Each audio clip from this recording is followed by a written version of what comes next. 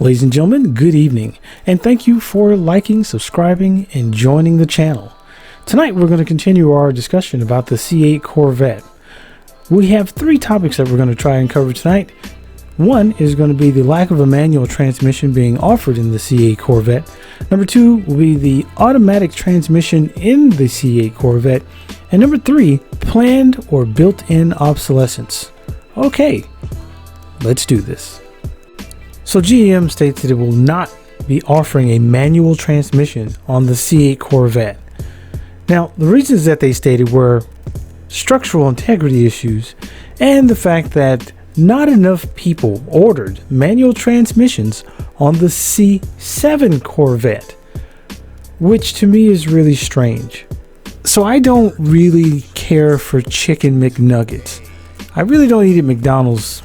I can't remember the last time I ate at McDonald's, but I don't eat chicken McNuggets. I don't order them because they just aren't my thing. Now some people like them, but it's just not my thing. Now because Dave doesn't order chicken McNuggets from McDonald's for 20 years, I can assure you that McDonald's isn't going to not make or offer chicken McNuggets to the people who do order chicken McNuggets. So to me, just my own personal opinion, it just doesn't really make a whole lot of sense to not give other people who would want a manual transmission in a car the option to be able to shift their own damn gears. I mean, not everybody needs a computer to shift the gears and the transmission for them. But hey, tell me what you think. I don't agree with the not offering a manual transmission in their newest flagship car, if you will.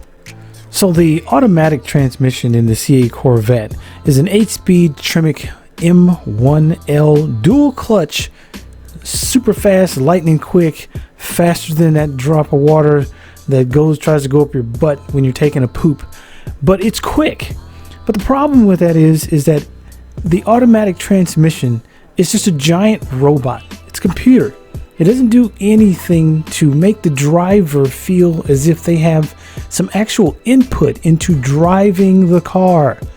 Anyone can sit behind the wheel and stomp a pedal and go in a straight line at a quarter mile, which is pretty much what an automatic is good for. That's what it's best at. Light to light, straight line.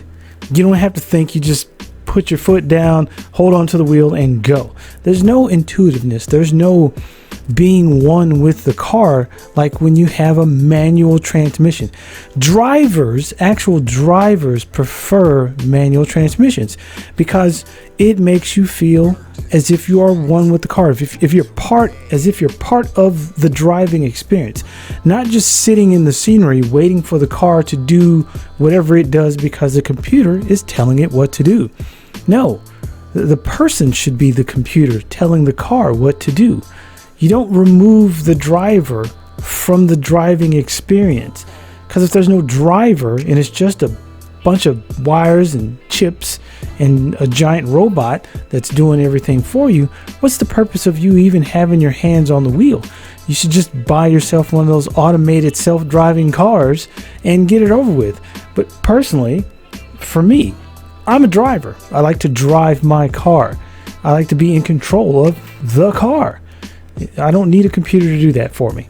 But hey, some people like not being in control of their car, but I personally do. I want to experience driving the car. I just want to be along for the ride. So let's get to the crux of this video. And the crux of it is planned or built-in obsolescence in the C8 Corvette. So you've got this car that you've paid all of this money for, and you're going to pay a lot.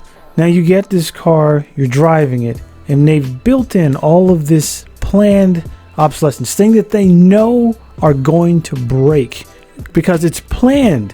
It's built into the car to break. It's in the mix. It's all in the sauce, basically. So with this car, and most, or if not all modern cars now, they're mostly made of plastics.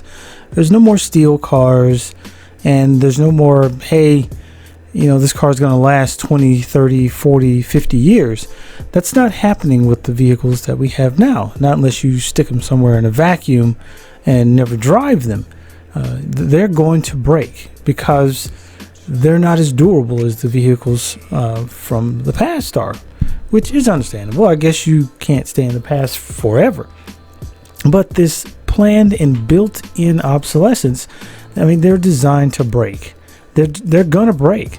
We have this new flat plane crank. Well, it's not really new, but a flat plane crank that they're touting is the greatest thing since sliced bread and Kotex.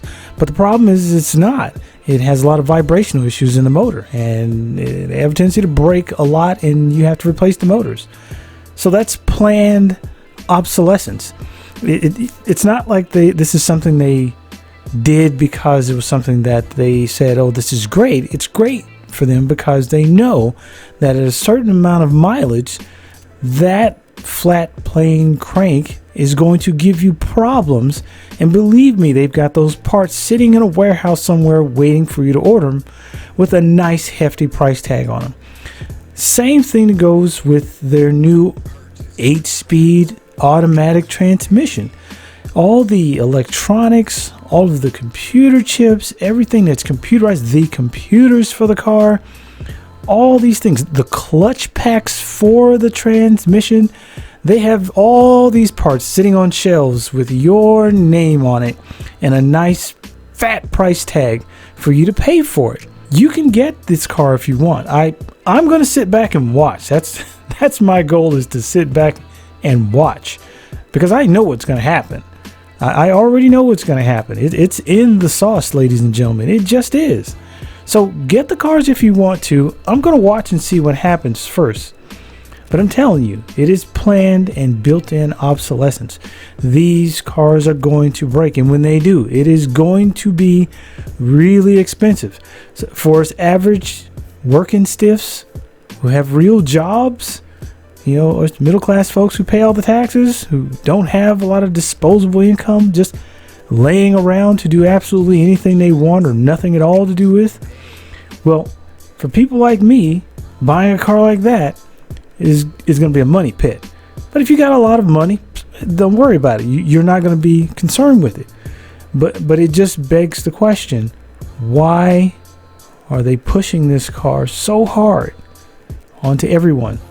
And not only that, why would you not offer a manual transmission on a sports car? I could be wrong, ladies and gentlemen. Maybe I'm completely off base. Maybe this is just a wild herring. I'm sending you guys on a wild goose chase. I could be wrong. I don't think so. But if I am wrong, I'll be more than happy to make a retraction video stating how I was wrong and why.